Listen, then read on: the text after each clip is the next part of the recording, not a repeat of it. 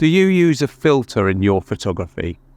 Which I guess is a bit of an odd question, because most of us serious photographers will use on a regular basis or from time to time a filter. And to be honest, filters are really, really helpful. They come in really, really handy.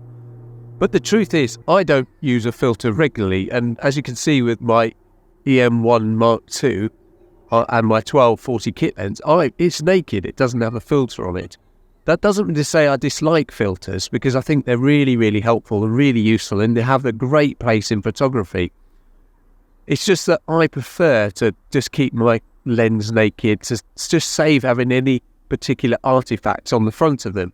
I have used filters extensively. Back in my film days, I'd always have a skylight filter on the front of my camera. And with my digital SLRs, I always had a skylight filter most of the time on that camera. And I do know filters provide a great amount of protection for your camera. And in fact, one day I had my camera on its tripod, and it was just about to topple over. I managed to sort of stop the main fall of the camera, but the camera actually hit on the ground right on the edge where the skylight filter was, and it actually cracked and put a little dent in the filter and dented the edge. I was easily able to take that filter off, and there was absolutely no damage whatsoever to the lens or the camera. And I think by having that skylight filter on the front of my DSLR, it probably saved me a couple of £100 on having to buy a new lens. And that's one of the really, really good practical things about having a filter on your camera. They do provide the protection. I have watched some YouTube videos where it tries to debunk the idea that because they're so flimsy and brittle and light, they don't protect your lens. But I've got first-hand experience that they do. Fairly soon after buying my Olympus OMD E-M1 Mark II, I also bought some filters, primarily because I wanted a circular polarizer. And I went onto eBay and I had a good look round for a circular polarizer filter, and I ended up buying this pack of 3 filters. Now, this came as a pack of 3 filters, mainly because it was the same price on eBay. It was a reasonable price for me. I think this cost me around about £20 for these 3 filters. And in this filter kit, you get 3 different filters. What I got with it was an ND8 filter, which I occasionally use. And if you have a look at my video where I did a test of IBIS on the E-M1 Mark II, I used this filter to get a long exposure to help me test that IBIS. I also got a UV filter, which is this one here, which in the old days I'd always keep on the front of my lens just to protect it in case I have falls such as when the camera fell off the tripod. And the reason I bought the kit is because it came with this, which is a circular polarizer. And if you want some advice from me regarding filters, my recommendation would be the only filter you really, really need is one of these. And these are the most versatile filters you can get. Now, we often see YouTubers talking about their soft grads, their hard grads, and all these wonderful filters that they've been given to show us how wonderful they are. And really, they're just showing off because they've been given filters and they're trying to get a sale from you, potentially. They can be useful, and if you've got lots of time and lots of money, then yeah, by all means, go and buy these super fancy filters. But once again, I recommend all you actually need is a circular polarizer, and I'll explain exactly what this circular polarizer does. As the light from the sun comes down and hits an object, it gets reflected or polarized, and that light then reflects off the surface and often puts a shine or a sheen on that surface.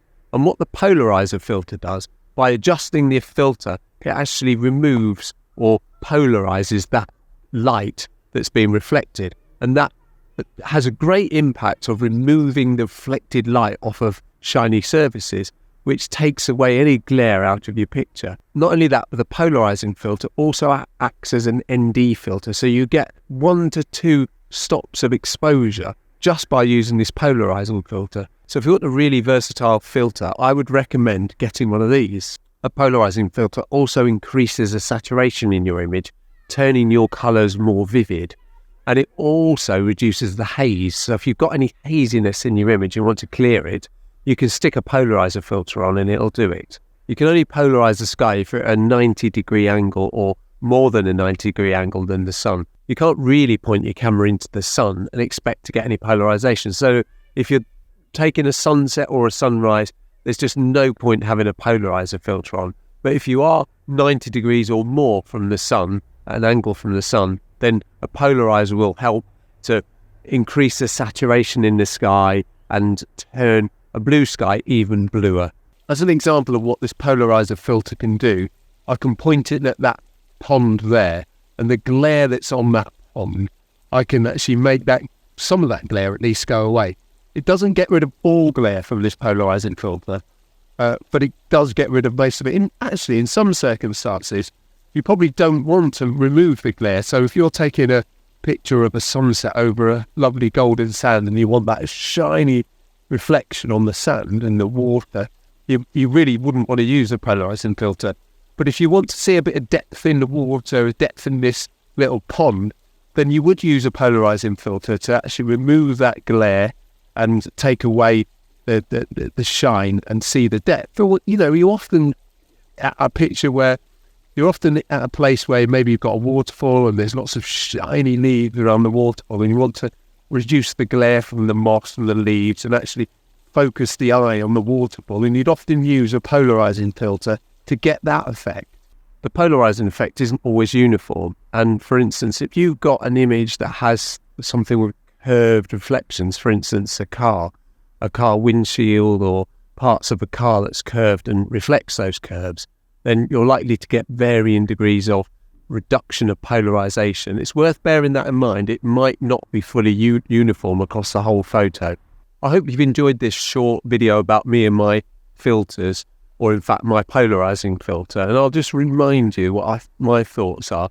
If you're looking to buy filters or start to your filter collection, definitely start with a polarizing filter. I think it's really the only one you need, at least to start with, before you get more creative, and it's definitely something well worth having. It gives you lots of options and helps to improve the quality of your photography, and you can pick them up fairly cheaply. If you can get them used or get them on eBay, etc., or MPB, or wherever you buy your used gear, I would definitely recommend that's the way to go. Once again, thank you very much for watching. If you like this video, why not give it a like? Why not click that like button? And if you like the content I'm creating, the photography videos, etc., then why not subscribe to the channel? Make my day just by clicking that there. That would be fantastic. Once again, thank you very much, and I'll see you in the next one. Cheerio.